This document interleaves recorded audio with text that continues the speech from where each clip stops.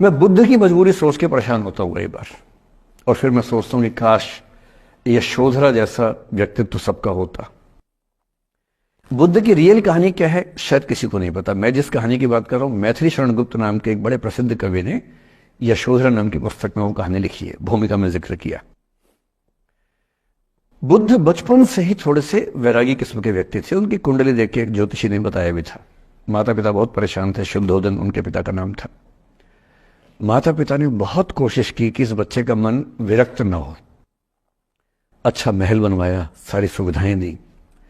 जैसे ही बुद्ध थोड़े से किशोरावस्था में आए, उस समय की दुनिया की सबसे खूबसूरत महिला से, लड़की से, यशोधरा से उसकी शादी करवा दी। यशोधरा के पिता ने काफी एग्जाम लिए बुद्ध जी के, वो सारे एग्जाम में पास हुए, तब जाके शादी हुई, ऐसे नहीं हुई। शादी हुई तो बुद्ध भी ठीक था, रमे रहे उस जीवन में। बेटा हुआ उनका राहुल। अब बुद्ध की विरक्ति का भाव बढ़ता जा रहा था। 29 साल की उम्र के आसपास ऐसा हुआ कि उन्होंने एक मृत व्यक्ति को देख लिया, एक बूढ़े को देखा, एक भिखारी को देखा, एक बीमार को देखा। विरक्त हो गए और उनका मन हुआ घर छोड़ दूं, ज्ञान की खोज में चला जाऊं। अब ज्ञान की खोज में जाएं, उनको पता है कि भाई मेरी पत्नी भी है, मेरा बेटा भी है, राज्य भी है, कैसे छोड़ दूं? छोड़ना जरूरी है। अंदर की आवाज है कि छोड़ो, तुम इस चीज के लिए नहीं बने हो, तुम्हारा स्वधर्म कुछ और है। बाहर की जिम्मेदारी है कि छोड़ नहीं सकते। मैं अनुमान करता हूं कि बुद्ध ने शायद अपने पिताजी से कहा हो कभी कि पिताजी मैं बहुत परेशान हूं, छोड़ना चाहता हूं। तो पिता ने समझा बुझा के मना किया होगा कि बेटा शोभा नहीं देता, ऐसा मत करो। हो सकता है पत्नी से भी बात की हो, पत्नी ने भी कहा हो कि ये क्या बात हुई, हम सबका जीवन तुम पे टिका है, बच्चा अभी बिस्तर से भी नहीं उतरा है, अभी तो चलना भी नहीं शुरू किया है, तुम ऐसी बात कर रहे हो। इसका जिक्र नहीं मिलता इतिहास में कि ये बात हुई कि नहीं हुई। और एक दिन बुद्ध ने तय किया और वो आधी रात को पत्नी और बेटे को सोता हुआ छोड़ के चले गए। इसको बौद्ध परंपरा में महाभिनिष्क्रमण कहते हैं, बुद्ध का अपने घर से निकल जाना। अब बुद्ध चले गए, लेकिन मैथिली शरण गुप्त यशोधरा के पर्सपेक्टिव से बुद्ध को देख रहे हैं। यशोधरा बहुत परेशान है, भाई पति चला गया है, बच्चे का पिता चला गया, मजाक छोड़ना है। राजा परेशान है कि उनका उत्तराधिकारी चला गया है।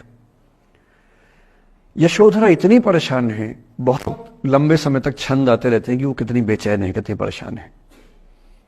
लेकिन यशोधरा की सबसे बड़ी परेशानी इस बात से नहीं कि बुद्ध चले गए, इस बात से है कि बिना बताए चले गए, भरोसा नहीं किया।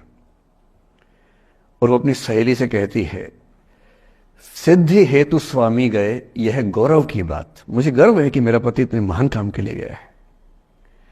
सिद्धि हेतु स्वामी गए, यह गौरव की बात, पर चोरी चोरी गए, यही बड़ा व्याघात।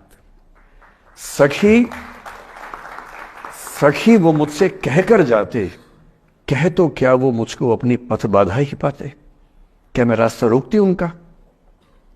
उसके मन में ये मलाल है कि बिना बताए चले गए।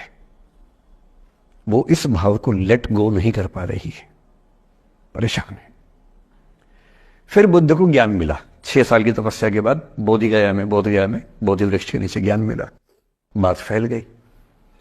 जो 5 शिष्य बुद्ध को छोड़ के भाग गए थे उनके बुरे वक्त में, उन्हीं 5 को बुद्ध ने सबसे पहले ज्ञान दिया सारनाथ में, जिसको धर्मचक्र प्रवर्तन कहते हैं।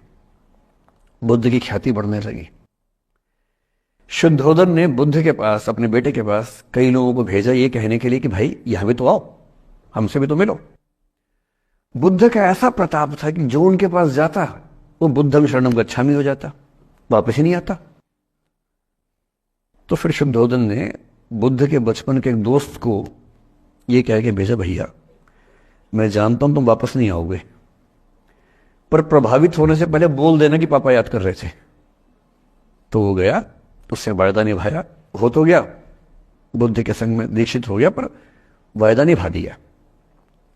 तो बुद्ध ने कहा जरूर जाऊंगा, पिताजी की आज्ञा है तो जाऊंगा ही जाऊंगा। बुद्ध पहुंचे अपने कपिलवस्तु, जो अपना इलाका था वहां पहुंचे। पूरे कपिलवस्तु में, नेपाल सिद्धार्थनगर से नेपाल जाएंगे तो नेपाल बॉर्डर पे कपिलवस्तु है, मैं देखने गया था वो जगह जहां बुद्ध पैदा हुए थे, बड़ा सुंदर स्थान है, आप भी जाकर देखें कभी। तो बुद्ध पहुंचे रात को, एक धर्मशाला में रुके। अब वहां हल्ला मच गया कि राजा का बेटा धर्मशाला में। बुद्ध ने कहा, भाई मैं देखो राजा का बेटा बन के नहीं आया हूं, मैं बुद्ध बन के आया हूं। सुबह उठ के भिक्षा मांगने लग गए उस इलाके में, अपने ही पिता के राज्य में। पिता ने सिर पीट लिया कि भाई क्या कर रहे हैं। फिर बुद्ध ने सूचना भिजवाई कि मैं बुद्ध हूं, बेटा हूं संयोग से, ठीक है मैं आ रहा हूं मिलने के लिए, पर मैं बुद्ध होके आया हूं, मेरी चर्या है, नियम है, मैं भिक्षा से ही जीवन जीता हूं अपना। ठीक है, पिताजी ने कहा चल कोई बात नहीं। फिर बुद्ध गए पिता से मिलने, पिता से मिले, सबसे मिले, भरी सभा में। लेकिन यशोधरा नहीं आई मिलने के लिए, लेट गो नहीं कर पा रहे थे। उसके मन में दर्द था, छुपके क्यों गया, बता के जाता। बुद्ध ने पूछा पिता से कि यशोधरा कहाँ है, तो बोले कि वो कह रही है कि अगर बुद्ध मिलना चाहेंगे तो खुद ही मिलने आएंगे मुझसे, मैं क्यों जाऊंगी भाई, आत्मसम्मान भी तो कोई चीज है, मैं क्यों मिलने जाऊंगी। तो बुद्ध मिलने गए। सोचिए कमरे में यशोधरा बैठी है, राहुल साथ में।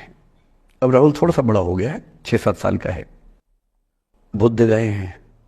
अब आपके मन में आ रहा है कि बुद्ध वहां जाके बोलेंगे सॉरी मैंने गलत किया, I hurt you, I really feel sorry. बुद्ध है वो बुद्ध, वहां जाके क्या बोल रहे पता है, भिक्षाम देहि, भिक्षा दो। और यशोधरा कितनी महान महिला रही होगी, उसने अपने बेटे का हाथ बाप के हाथ में दे दिया। लेट गो का इससे महान उदाहरण दुनिया के इतिहास में नहीं है कि चलो आखिर तुमने आके झुक के कुछ मांगा तो सही। उसकी जितनी ईगो थी, अहंकार था, सब विगलित हो गया। और जो औरत परेशान थी कि मुझसे बिना बताया गया, उसने अपने बेटे को दे दिया कि इसको लेके जाओ, क्योंकि वो जानती है कि तुम महान काम कर रहे हो, और तुम महान काम कर रहे हो तो मैं क्यों बीच में आऊंगी भाई, मेरा पति महान काम कर रहा है तो मुझे खुशी होनी चाहिए, और तुम्हारी उस खुशी में मैं क्यों पीछे हटूं, बस मुझे भरोसे में लेके जाते तो और खुश होती।